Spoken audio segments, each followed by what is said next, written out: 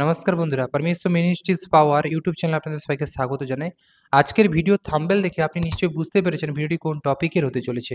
কারণ কি প্রতিনিয়ত পরমেশ্বর পিতার বাক্য, বচন, ভজন গান, সাক্ষ্য আমরা ইউটিউব চ্যানেলের মাধ্যমে আপনাদের সামনে তুলে ধরি, যেগুলো আপনাদেরকে আত্মিকভাবে উন্নত করে এবং আপনাদেরকে আরও আত্মায় পরিপক্ক হতে সাহায্য করে।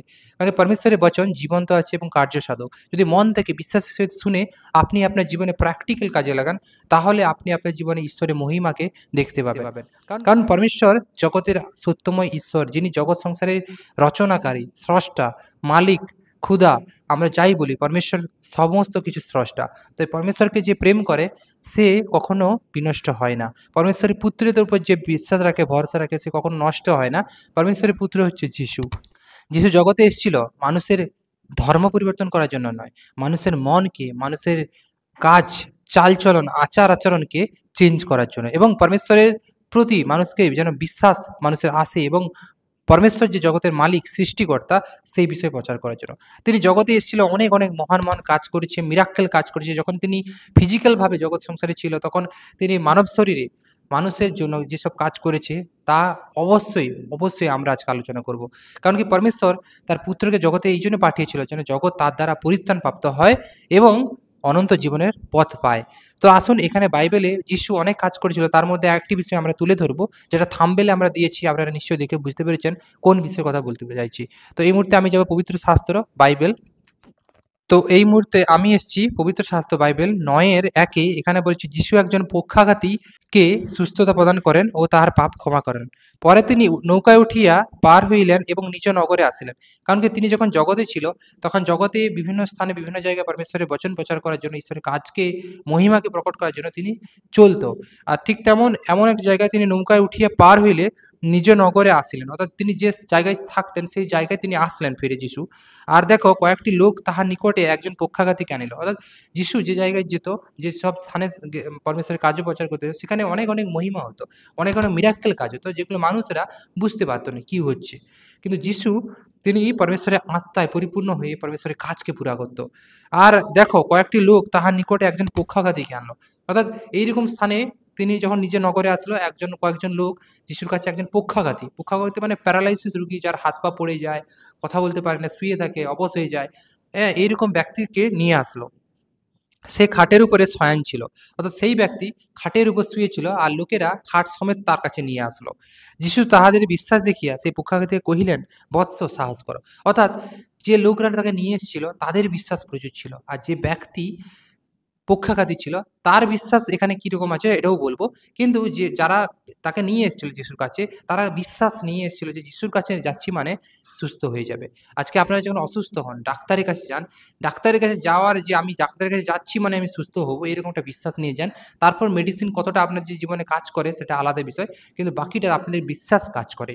তাই যিশুর কাছে যখন আসছিল, তিনার কাছে লোকেরা এই বিশ্বাস আসছিল যে এর কাছে নিয়ে যাচ্ছি মানে এ তো মিরাকেল কাজ করে, এ করতে পারে, এই যে বিশ্বাস। আর যিশু সেটা দেখলো, সেই ব্যক্তিদের বিশ্বাস দেখলো। আজকে আপনি আমি যখন পরমেশ্বরের কাছে কিছু চাই, পরমেশ্বর কি দেখে? বিশ্বাস দেখে। আপনার কত বিশ্বাস, যিশু এটা দেখে, আপনার বিশ্বাস চেক করে। তারপর পরমেশ্বরকে বলে, পরমেশ্বর পিতা এটা পুরা করে দাও। তো তখন আপনাদের জীবনে সেই ব্লেসিং পুরা হয়। আর যিশুর নামে যখন আপনারা পান, তখন আমরা বলি আমিন। কারণ যিশুর নামে সবকিছু উপলব্ধ। আপনি নিজের নামে পরমেশ্বরের কাছে প্রার্থনা করুন, আপনি কোনো উত্তর পাবেন না, সাড়া পাবেন না। কিন্তু যিশুর নামে কোথায় প্রার্থনা করুন বিশ্বাসের সহিত, আর দেখুন পরমেশ্বর আপনাকে কেমন করে আশীর্বাদ করে এবং অবশ্যই প্রার্থনা উত্তর দিবে। তাই এখানে বলছে, যিশু তাদের বিশ্বাস দেখিয়া সেই পক্ষাঘাতীকে কহিলেন, বৎস, সাহস করো, তোমার পাপ ক্ষমা হইল। যিশু তাকে বলল যে, বৎস, সাহস করো। আজকে আপনার পাপ ক্ষমা হবে যদি আপনি সাহস করেন, যদি সাহস করে বেরিয়ে আসেন পরমেশ্বরের কাছে, পরমেশ্বরের বাক্যতে, ঈশ্বরের বাক্যতে যদি আসেন, তখন আপনার জীবনে সমস্ত কিছু পুরা হবে। সেই পক্ষাঘাতীকে কহিলেন, বৎস, সাহস করো, তোমার পাপ ক্ষমা হইল। আর দেখো, কয়েকজন অধ্যাপক মনে মনে কহিল, অর্থাৎ আশেপাশে অনেক ব্যক্তিও ছিল যারা পরমেশ্বরের বিরোধিতা করছিল, অর্থাৎ যিশুর বিরোধিতা করতো, যে যিশু কে, যিশু কোনো মানে ভূত পেত ছাড়িয়ে দিচ্ছে, মানে যিশু কি কোনো গণিতবিদ আছে, বা যিশু কোনো জাদুবিদ্যা জানে। তারা এরকম ভুলভাল তাদের মধ্যে শয়তান প্রলোভিত করতো। আর ওই ব্যক্তিরাই, অর্থাৎ কয়েকজন অধ্যাপক মনে মনে করলে এই ব্যক্তি ঈশ্বরের নিন্দা করিতেছে। অর্থাৎ ঈশ্বর ছাড়া আর কে মানুষকে সুস্থ করতে পারে? অর্থাৎ মানে মানুষের পাপ ক্ষমা করতে পারে? এখানে যিশু যখন বলল যে, বৎস, সাহস করো, তোমার পাপ ক্ষমা হইল। অর্থাৎ তখন তারা সেই অধ্যাপকেরা, জ্ঞানী ব্যক্তিরা, তারা জগতের মোড়লরা তারা ভাবলো যে আমি যিশু কি এমন বলছে, আর যিশু ঈশ্বর তো নিন্দা করছে। ঈশ্বর ছাড়া আর কে পাপ ক্ষমা করতে পারে? কিন্তু যিশু যে বলছে পাপ ক্ষমা করো। তো এরকম বলছে। তখন যিশু তাদের চিন্তা বুঝিয়ে কইলেন, তোমরা কেন মনে, মনে চিন্তা করিতেছ? অর্থাৎ আশেপাশে যেসব লোকেরা এসেছিল যারা অবিশ্বাসী লোক, তারা তাদের চিন্তা ভাবনা মনে, মনে কি চিন্তা করছে যিশু সেটা বুঝতে পারল আত্মাতে তুরন্ত। কতটা সামর্থ্যবান, কতটা আত্মায় প্রকট পাওয়ারফুল হলে তো এই বিষয়গুলো, ধারণাগুলোকে বুঝতে পারে। আপনার মনে অন্তরে কি চলছে সেটাও বুঝতে পেরে যায়। কারণ কি তিনি পরমেশ্বরের পুত্র, তিনি পবিত্র পরমেশ্বরের পরিপূর্ণ প্রকাশ। অর্থাৎ সর্বশক্তিমান ঈশ্বর পুত্রের মধ্য দিয়ে জগতে এসেছিল, জগৎকে শুধরাবার জন্য। তোমরা কেন মনে, মনে কুচিন্তা করিতেছ? কারণ কোনটা সহজ? তোমার পাপ ক্ষমা হইল বলা, না তুমি উঠিয়া বেড়াও বলা? যিশু বলল যে, "কোনটা সহজ?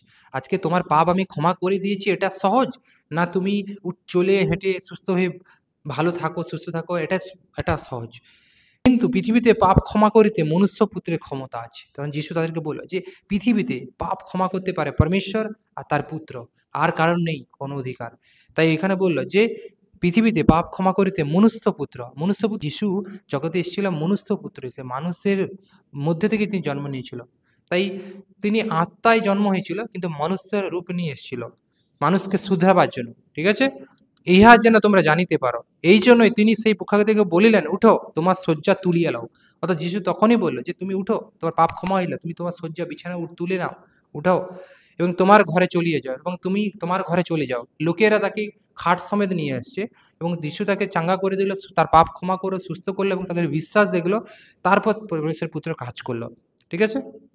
এবং সেই পক্ষাঘাতী রোগীকে, প্যারালাইসিস রোগীকে বলল, "তুমি উঠো, তুমি তোমার শয্যা তুলে নাও, তোমার বাড়ি চলে যাও, তোমার খাট মাথায় করে তুমি বাড়ি চলে যাও।"